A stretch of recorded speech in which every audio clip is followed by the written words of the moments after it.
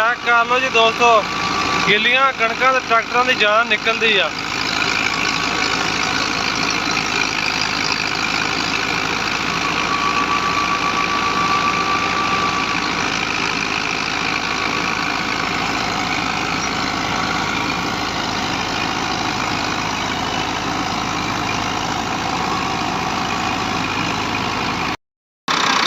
देख लो जी दोस्तों, चल गई थ्रैशर।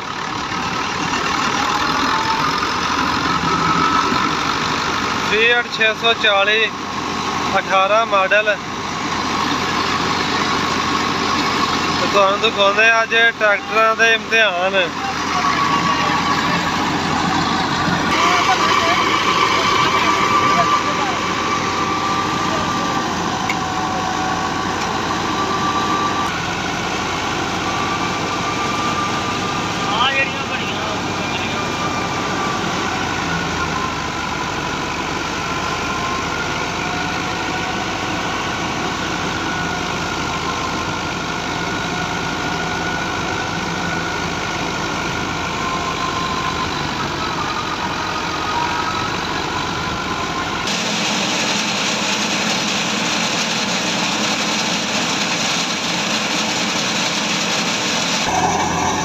हाँ चेक कर लो दोस्तों, गिलियां कणकां वा, डेली बारिश पैंदी आ।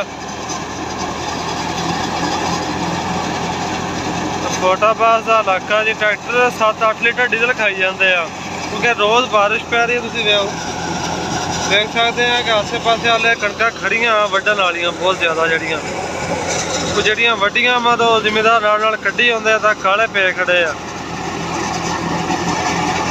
उम्मीद आ कि तुहानू साडी अज दी वीडियो पसंद आ रही होएगी। जिहड़े दोस्त साडे चैनल ते नवे आ, साडे चैनल नू सबसक्राइब करियो ते वीडियो नू लाइक भी करियो ते शेयर भी करियो, ताकि तुहानू जिमीदार दे मतलब मुकम्मल इन्फॉर्मेशन मिलती रहे। आ वेख लो बैली तोल के नालों नाल रखी जाते आ।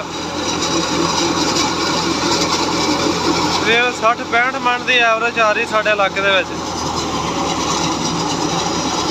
पक्कियां जमीनां की 60 मन के उत्ते एवरेज आ रही है कोटाबाज के एरिया दे विच।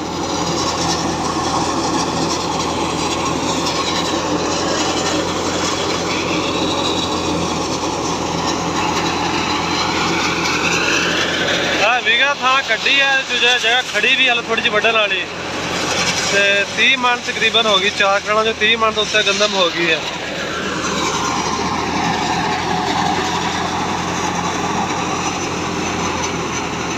तो कमेंट दे वे तुसीं दोस्तों दस्सियो साडे चढ़दे पंजाब वाले भी कि तुहाडे गंदम दी की अवस्था आ रही है।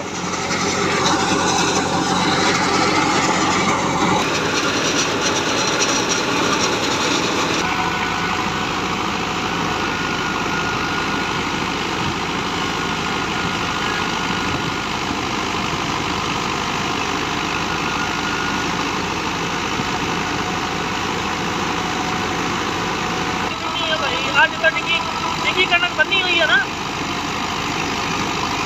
उसके रोकी नहीं लगता।